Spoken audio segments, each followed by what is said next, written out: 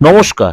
আজকে বিশেষ কিছু আলোচনা করব এবং কিছু গ্রহের ট্রানজিটে কিছু রাশির উপর কি এফেক্ট। আমি সবসময় বলি যে যখনই কোনো গ্রহ ট্রানজিট করে তখনই সেটা কিন্তু সমস্ত রাশির উপর একটা পজিটিভ বা নেগেটিভ ইম্প্যাক্ট তৈরি করে। ৯টি গ্রহের মধ্যে আমরা কম বেশি ৯টি গ্রহ জানি, কিন্তু আমরা জানি আরো ৩টে গ্রহ আছে। যাই হোক, আমরা যেগুলো আমাদের সাথে পরিচিত সেই ৯টি গ্রহের মধ্যে সূর্য হচ্ছে সব গ্রহের রাজা।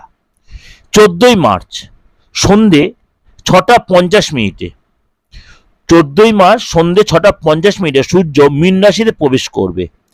মীন রাশিতে সূর্যের গোচরের কারণে বুধাদিত্য এবং শুক্রাদিত্য রাজযোগ হবে এবং চতুর্গ্রহী যোগ তৈরি হবে।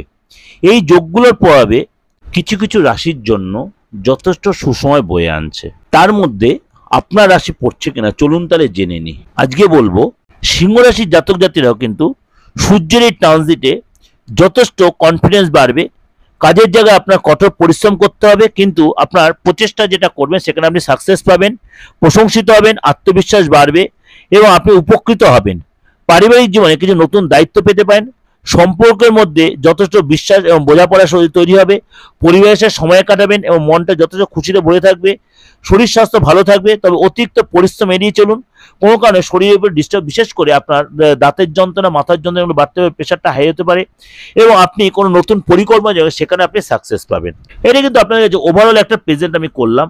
অবশ্যই এটা আপনাদের ভালো লাগছে বা ভালো লাগবে, কেন সূর্যের এই ট্রানজিট হওয়াতে বুধাদিত্য শুক্রাদিত্য যে এবং যে যোগ তৈরি হচ্ছে, এটা আপনার চতুর্গ্রহী যোগ তৈরি হচ্ছে, এটা কিন্তু আপনাদের প্রত্যেকের ক্ষেত্রে কিন্তু যে রাশি বলে প্রত্যেকের জন্য কিন্তু যথেষ্ট ফলপ্রদ।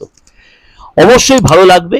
আর যদি যোগাযোগ করতে অবশ্যই বুকিং নিয়ে ফোন করে নেবেন 89109722 এরকম প্রোগ্রাম দেখা যায়। অবশ্যই চ্যানেলের সাথে জুড়ে থাকুন, সাবস্ক্রাইব করুন, নোটিফিকেশন অন করুন, যাতে লোকে শেয়ার করুন। নমস্কার, ভালো থাকুন।